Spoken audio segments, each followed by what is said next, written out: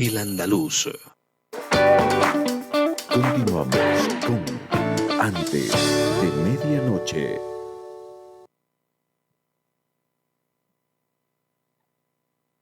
Bueno, y continuamos con más aquí en Antes de Medianoche y vamos a enlazarnos vía Zoom con nuestro siguiente invitado, Henry Párraga, que obviamente vamos a hacer un análisis respecto a lo que está pasando en este momento coyuntural de que prácticamente vemos, sobre todo concentrados, no tanto en los presidentes o en los candidatos a presidentes, sino lo que está llamando mucho la atención es la movida del tablero de ajedrez en los candidatos a vicepresidente. Henry, muy buenas noches, gracias por estar con nosotros. Níbar, muy buenas noches y un saludo a todos los que nos siguen a través de tu medio de comunicación. Henry, quiero mostrar esta imagen, por favor, pongamos en pantalla la de los candidatos. Nos vamos a concentrar en los candidatos a vicepresidente. Por favor, pongamos en pantalla, porque ¿cuánto ha variado esta lista? Ahí tenemos a Samuel Doria Medina, con su candidato a vicepresidente, José Luis Lupo. Tuvo una participación en este poco tiempo desde su presentación como candidato a vicepresidente más óptima, menos óptima.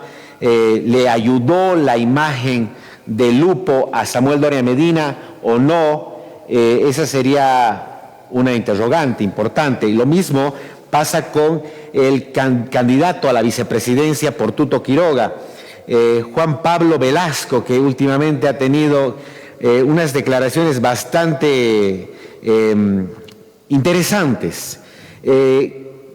Jaime Dung con Edgar Uriona ya no se lo volvió más a ver después de su presentación. Ha sido muy poco su participación en las redes y en los medios, ¿no? Después de su presentación ya no salió mucho, que digamos. A ver, también está con el Partido Demócrata Cristiano, Rodrigo Paz, pero repito, nos vamos a concentrar en los candidatos a vicepresidencia. Edman Lara también habrá tenido mayor ayuda de cierta manera a Rodrigo Paz Pereira o no, eso lo vamos a analizar. Milan Berna del Movimiento al Socialismo, Jorge Richter también ha generado noticia porque al parecer ya no está con Morena. ¿Cuáles habrán sido los motivos? Lo vamos a analizar esta noche. Consúmate, Juan Carlos Medrano, también no se le ha notado mucha participación, la verdad, después de su presentación. Juan Pablo César Rodríguez, del ADN, Antonio Sarabia, casi no se los ha sentido más. Y Alianza Popular, que estaba con Movimiento Tercer Sistema, al parecer ya va a estar simplemente con UCS, y ahí estábamos con Johnny Fernández también, y sus candidatos a la vicepresidencia, Mariana Prado, que también tuvo mucha controversia en esta semana. Henry, quiero también unir a esta entrevista, y ya llegó con nosotros aquí en vivo Javier Solares, analista político. Gracias, Javier. ¿Cómo estás, Níbar? Muy buenas noches. Es un gusto siempre estar antes de medianoche aquí en la hermosa ciudad de Lima. Henry, Javier, analicemos a los vicepresidentes, ¿les parece? Claro que sí. ¿Qué podemos decir de José Luis Lupo en ese orden? Henry, ¿le ayudó, le está ayudando a Samuel Doria Medina o no? ¿Cómo ves en este corto tiempo, desde su presentación, el actuar que tiene en los medios, en la forma mediática, Lupo? Tiene sus pros y sus contras, Níbar. A ver, algo que le suma a esto, evidentemente Lupo es un personaje tal vez no conocido por la juventud, pero ha formado parte de anteriores gobiernos, hace 20 años atrás, ha sido ministro de la presidencia, tiene el conocimiento, digamos, político, y después de esto, evidentemente, también ha estado vinculado a organismos internacionales. Entonces, por ese lado es un complemento técnico que lo hace Samuel Doria Medina, pero en el escenario político, Níbar, no hay esa complementariedad. Primero, generacional. Segundo, de un estrato que pueda más o menos generar un acercamiento entre una persona de un rostro popular con un empresario como representa Samuel Doria Medina. O sea, falta esa complementariedad ahí. No hay mucha participación activa de los vicepresidentes porque todavía, como tú lo decías en un principio, se está moviendo el tema del tablero de ajedrez. Aún nada está seguro hasta que no sepamos, ni siquiera el 6 de junio, tal vez con las listas definitorias que se tendrían que hacer a partir del 3 de julio, donde ya tendrían que estar definidas, porque hasta esa fecha creo que son el tema de los reemplazos. La misma consulta a Javier Solares. ¿Cómo ves la participación y el perfil de Lupo respecto a esto? ¿Le da más apoyo, seguridad a Samuel o más bien no es tanto? A ver, la elección de los candidatos a la vicepresidencia normalmente pasa por un equipo de consultores en función, primero, a cuál va a ser el perfil que debería acompañar al candidato a presidente, tomando en cuenta cuál es el eslogan y cuál sobre todo es la base del plan de gobierno. En este sentido, Samuel Doria Medina, que es lo que hizo, ha tratado de encontrar una persona que represente la misma idea con relación al tema económico, porque si él habla de 100 días, obviamente ha tratado de encontrar una persona que le pueda buscar una solución, tiene otras funciones. Tal vez en la forma de haber elegido es para que le dé fuerza al mensaje de campaña, que refuerce no solamente la idea, sino también el plan. Pero la función del vicepresidente siempre hay que tenerla bastante claro, y eso no solamente está en la Constitución.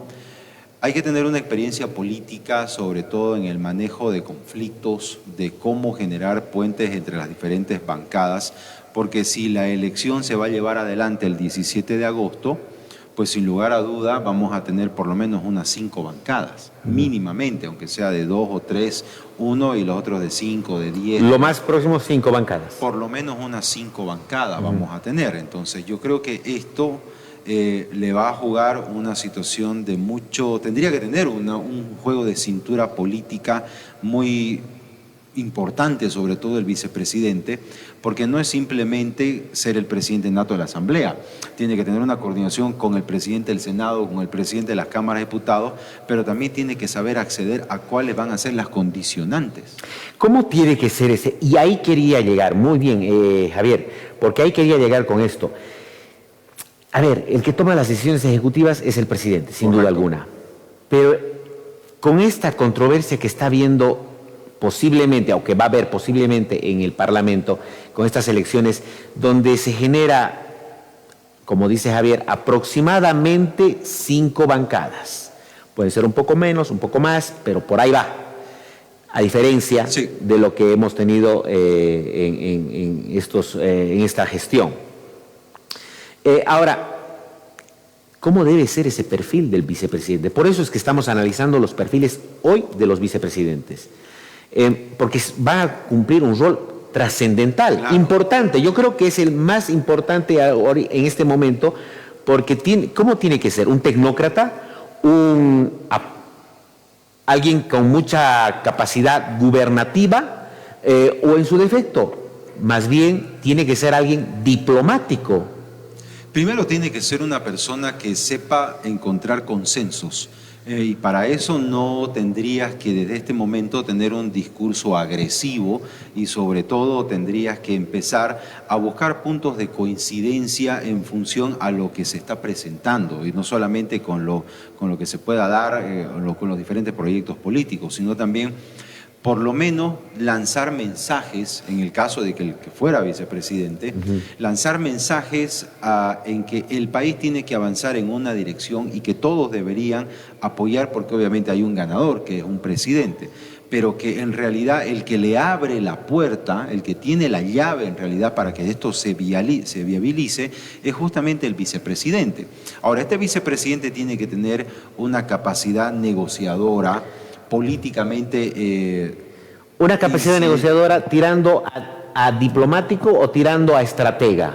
No, tiene que ser a diplomático y estratega, porque esa es la astucia. Tú tienes que tener un discurso, obviamente, diplomático sin generar fricciones, porque obviamente buscas el consenso general. Y ahora estratégico, porque tú, en función al reglamento de la Cámara de Diputados, de la Cámara de Senadores, tienes que lanzar diferentes estrategias, pero también hay que saber en qué momento meter ciertos proyectos de ley. Y eso te va a ayudar mucho, digamos, para tratar de darle, digamos, al presidente una cierta gobernabilidad desde la Asamblea Legislativa. Porque ¿cuál es el desafío ahora con lo que se va a presentar? Es que hay que mantener el debate político dentro de la Asamblea y no a las calles. Porque ¿qué es lo que ha pasado en estos últimos 5 años? Es que el debate político no existió. Lo que hubo es una presión política desde las calles hacia las diferentes bancadas. ¿Por qué? Porque para empezar hasta las bancadas se dividieron. Entonces, claro, aquí hubo una suerte de a dónde me voy y cómo los puedo acomodar para que puedan aprobar créditos, puedan aprobar proyectos para empresas estatales. Ahora no, ahora va a ser diferente, tendría que ser distinto. Vamos con el segundo perfil, en este caso Juan Pablo Velasco. Esta semana yo creo que él coronó. Coronó, la verdad, yo me he quedado muy sorprendido, yo creo que ese es el término, por sus últimas declaraciones. Voy a pedir por favor a producción que ponga esa última imagen que le acabo de enviar. No voy a poner los videos porque sería muy largo y no tenemos el tiempo, pero sí vamos directamente a las frases. A ver, frases, las desafortunadas frases de Velasco. Una de ellas dice: políticamente hablando, no he sido parte de absolutamente nada de las listas de candidatos, ni en decisiones políticas. Mi rol no es ese. Tampoco quiero ser parte. Una frase. Segunda frase: mi rol es influenciar a los jóvenes para que se sumen a este proyecto, volver a ser sexy, trabajar en el Estado. Tercera frase célebre de Velasco: no tengo experiencia legislativa, no sé mucho de política, pero sí me siento recontra preparado para estar en la presidencia de la Asamblea Legislativa Plurinacional. Qué frase tan célebre. Vamos con la cuarta: estoy en cero, yo no vengo aquí a vender algo que no soy. Y vamos con la última: ¿qué hará contra las quemas? Le pregunta la periodista de bosques. Mayor pena a los incendios, también hacia el maltrato animal. Yo tengo 2 perros, vivo con ellos, tengo tatuado a mis perros. Bueno, tiene tatuado a sus perros. Y yo no sé si habrá entendido sobre la quema de los bosques y la fauna silvestre. Henry, contigo, ¿cómo interpretamos estas declaraciones del segundo hombre que ha puesto en consideración Tuto Quiroga? De diálogo, lo que decía, capacidad de gestionar, resolución y resolver temas de conflictos políticos, capacidad de generar consenso, ¿no? Eso tendría que ser lo básico para que puedas estar dentro de las cualidades que tiene que tener un vicepresidente. Y todo eso te suma que tienes que tener una previa experiencia política, ¿ya? Ahora, ¿cuál es el tema de fondo en esto? Y que esto es transversal a todos los vicepresidenciales. La mayoría te habla de cambiar el modelo económico del país. Muy bien. Eso no va a pasar por el cambio que puedan ejecutar desde el órgano ejecutivo, no. Eso va a pasar por algún tipo de reforma constitucional, porque si algo está vinculado con el modelo económico, justamente es el manejo de los recursos estratégicos del Estado y de las empresas estratégicas que tenemos como Estado. Ahora, ahí no hemos escuchado un vicepresidenciable decir: tenemos que, a partir de reformar el tema de la Constitución para permitir aperturarnos a otro tipo de modelo económico, otro tipo de política pública, etc. No hay esa situación. Entonces, viendo un poco el desafío, y lo ponemos en palestra aquí al señor Velasco, lo que está haciendo es utilizar de mal forma, primero. Segundo, estás quemando generacionalmente a una persona que de pronto es muy bueno para hacer el tipo de manejar emprendimientos, que tienen otro tipo de condiciones y de cualidades que no se ajusta a un momento político. Ahí hay una lectura totalmente errada. ¿Tú crees que en una asamblea legislativa con diferentes bancadas políticas donde van a estar muchos lobos políticos, va a poder manejar, digamos, esta persona en el caso hipotético que si fuese en gobierno, generar consensos, manejar todo lo que tenga que ver con generar acuerdos? Fundamentalmente se va a ver aquí el tema de los préstamos, porque eso no puede estar en discusión con el futuro gobierno que va a entrar en nuestro país. Entonces, desde ya no tiene las condiciones dadas. Entonces, ahí hay un error de cálculo, y obviamente con la experiencia que tiene Tuto parece que de alguna forma lo han asesorado mal, pero ahí Henry, ¿aconsejarías cambiar al candidato a la vicepresidencia? Pero cualquiera es mejor, digamos. Ahí tiene una docena de aduladores y aplaudidores. Perfecto, no, me quiero quedar con esa respuesta. Muy breve, sí, lo cambiaría. Javier, contigo, ¿cambiarías al candidato a la vicepresidencia? Si yo fuera como ciudadano, yo estaría muy preocupado en el caso de que Tuto Quiroga sea presidente y le llegara a pasar algo, porque esta persona asumiría el rol del Estado como presidente y eso sería muy grave. Eso sería muy preocupante para Bolivia, que un candidato a la vicepresidencia como Juan Pablo Velasco asuma una alta magistratura. Cuando yo te decía que los equipos de campaña asesoran para los candidatos, aquí al parecer ha habido un pésimo jefe de campaña y sobre todo un estratega que no ha sabido elegir. Mira que esta situación nos lleva a pensar algo, en realidad. Han pasado 5 años que hemos tenido un vicepresidente que decía que las piedras tenían sexo y que hablaba demasiadas estupideces en el Parlamento. Pero ahora tenemos algo mucho peor en el caso de Tuto Quiroga y su candidato a la vicepresidencia.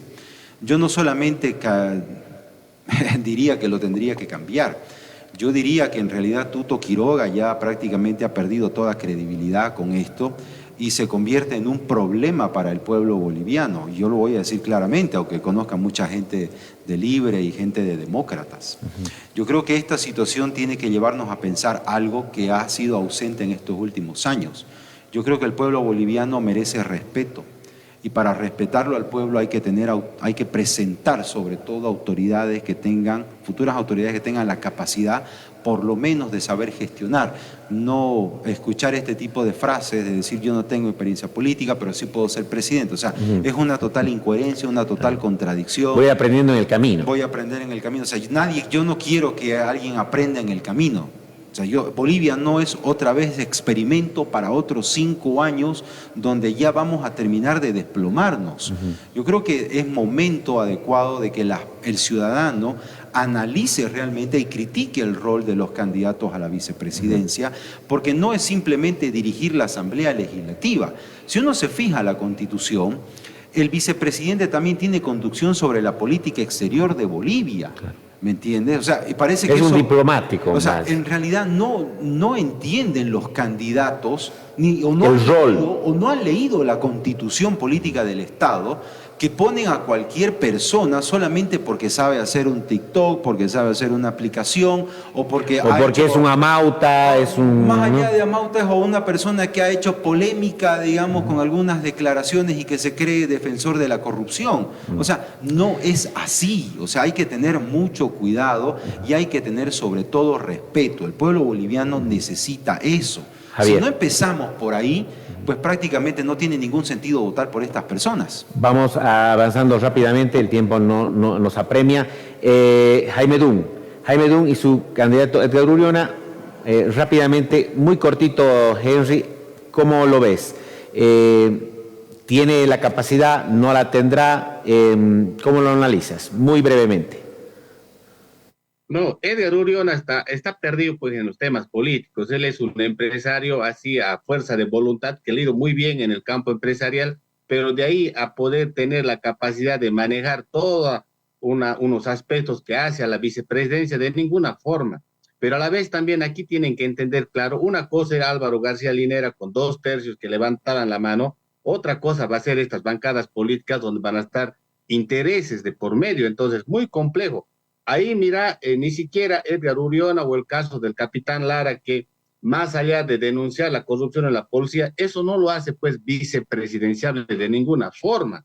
Entonces ahí generan una expectativa totalmente errónea hacia la sociedad boliviana, donde el hecho de denunciar algo o hacerte agarrar por el cuello por un coronel te quiere hacer presidenciable, entonces de ninguna forma. Y la otra persona, Milan Berna, dentro de las filas del MAS, totalmente desconocido. Yo creo que muchos otros dirigentes que tienen condiciones políticas de poder generar diálogos, consensos, pero no está ahí. Pero también en esta, y no está aquí en la imagen, yo creo, y sin el afán de direccionar nada, Aníbal, para mí el mejorcito que está dentro de los vicepresidenciables es nomás Jorge Richter.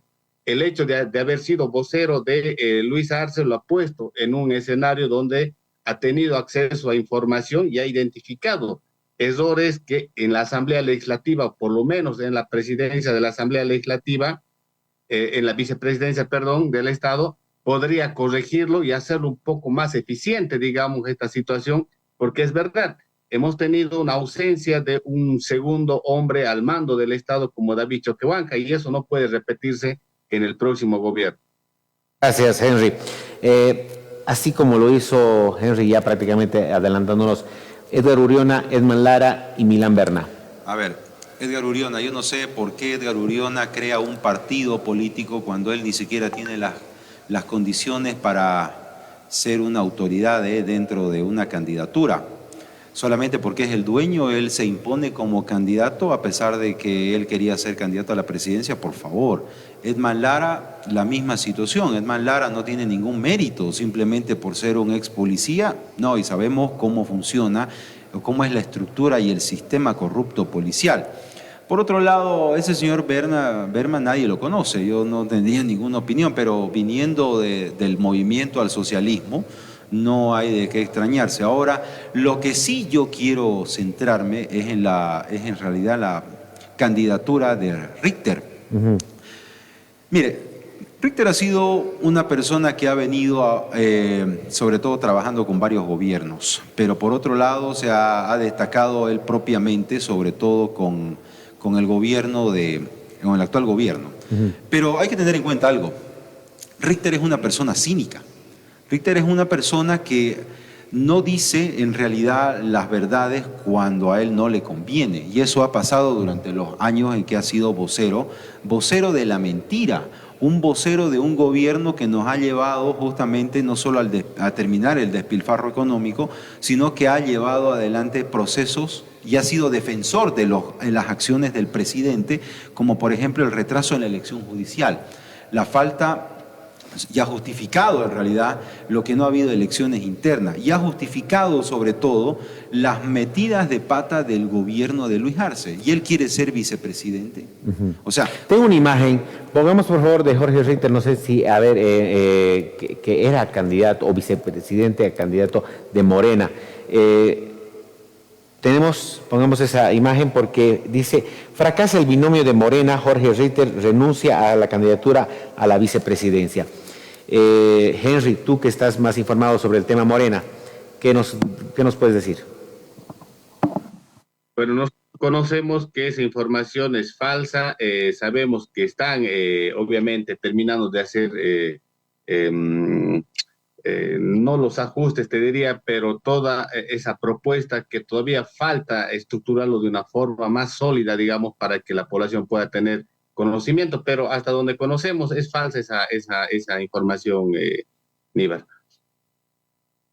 ¿Es muy probable que continúe o crees que ya no? Si es falsa, nosotros nos imaginamos que tal cual ha estado conformado el binomio Eva Copa, Jorge Richter, continúa, digamos, hasta el momento. No hay una noticia oficial, pero vuelvo a decirte, esto es falso. Perfecto. Y ahí tú hablabas, Javier, sobre Jorge Richter. Para Henry es un perfil que podría ser realmente interesante. Para ti no. No, para mí no, porque en realidad no hay que dejarnos engañar por el juego de palabras que utiliza Jorge Richter en todas sus declaraciones. Y por otro lado, yo no sé por qué Jorge Richter quiere ser vicepresidente si él ha criticado a la vicepresidencia, él ha dicho que es prácticamente innecesario. Entonces, ¿por qué se mete a una candidatura que es innecesaria? O sea, es otra persona que demuestra en el fondo una total incoherencia con lo que él quiere, con lo que viene diciendo. Entonces, yo creo que este tipo de personajes ya no pueden estar en la política. Y bueno, obviamente Morena, un partido que nace a último momento, sin saber cómo nace, al igual que NGP, y que por otro lado tampoco ha cumplido los requisitos que establece la ley 1096 porque se le ha entregado su personalidad jurídica no 6 meses antes de lo que comience el proceso electoral. Entonces eso denota también, digamos, que hay un cierto interés político, pero por otro lado, digamos, yéndonos a la figura en realidad de Jorge Richter es una persona que ha desvirtuado, que ha ido en contra, no solamente en la búsqueda de consensos, como yo lo venía diciendo, ha justificado las acciones totalmente desquiciadas del presidente Luis Arce. Entonces, eso no lo hace merecedor. Y yo lamento mucho que muchos medios de comunicación o algunos le den cobertura a Jorge Richter. En realidad, Jorge Richter es simplemente una persona que vende humo, es una persona que engaña con sus palabras fingiendo ser un leguleyo.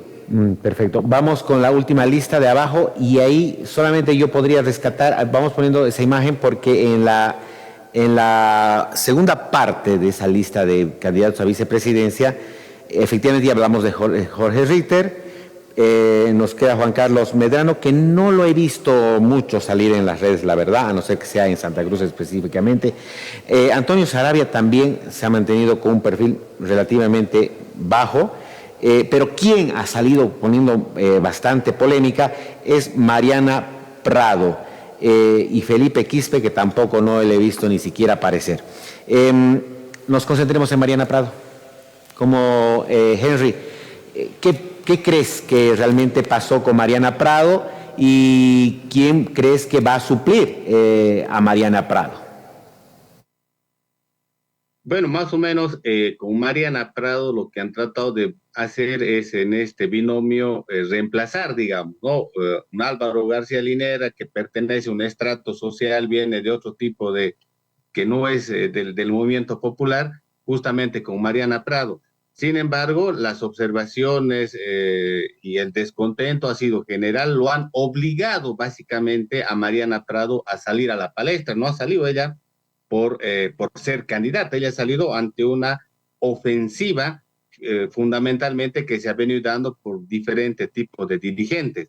Ahora, si nosotros lo vemos a ella también como una persona con ciertas condiciones y cualidades políticas al frente de vicepresidencia, yo creo que tampoco cumple las expectativas. Una situación es que ella haya sido jefa de gabinete, haya estado vinculada a un ministerio en un gobierno fuerte, donde tenías 2/3 y donde, vuelvo a decirte, era facilito aprobar leyes porque no tenías oposición ahí que pueda dar lugar a poner estas trabas que hoy en día está pasando el gobierno nacional. Respecto al resto, no creo, Juan Carlos Medrano, haber de una concejalía muy polémica, digamos, en el caso de perseguir chulupis y otras cuestiones de corrupción que son menores, ¿no? Y son irrelevantes al lado de una funcionalidad como una vicepresidencia. Yo coincido ahí con que te acompaña porque dice, no basta ser tiktokers, no basta ser muy polémico con algunos videos para poder tener ese tipo de expectativa, obviamente que no corresponde en este momento. De Antonio Saravia se sabe poco, Felipe Quispe totalmente un personaje desconocido.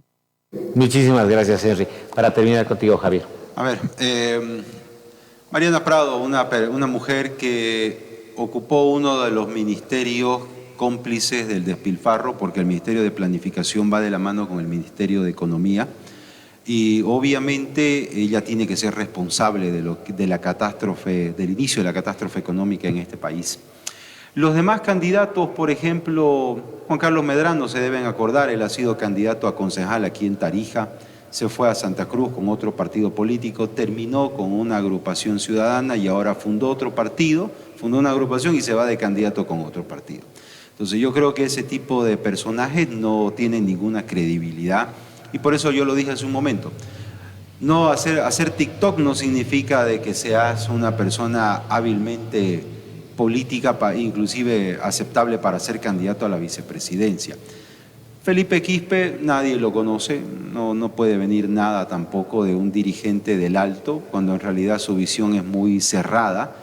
Y por otro lado, Antonio Saravia podrá ser profesor en una universidad de Miami, pero está alejado de la realidad boliviana. Hay que venir a vivirla, hay que venir a sentir esa realidad aquí en el país. Por eso yo digo, los candidatos le han perdido el respeto al país. Los partidos políticos le han perdido el respeto al país, porque ni siquiera sus militancias tienen acceso a candidaturas. Se prestan candidatos de otros lados que no tienen nada que ver con el partido, que no conocen su plan programático, que no tienen la misma ideología. Y entonces, ¿qué escenario se puede vislumbrar de aquí hasta el 17 de agosto? Y sobre todo, ¿cuál es la consecuencia que va a haber después de las elecciones para el país? Yo creo que eso es lo que hay que ponernos a pensar, porque si vamos a seguir así, la gente y yo personalmente votaría nulo en esta elección. Muchísimas gracias también Javier Solares, analista político, y también para Henry Párraga. Quiero cerrar con esto. Muchos dicen que efectivamente los partidos se están equivocando con la lectura de el concepto que realmente amerita tener como candidato a la vicepresidencia. El rol que debe cumplir el vicepresidente. Si tienen ese perfil presidencial, ¿lo cumplen o no lo cumplen?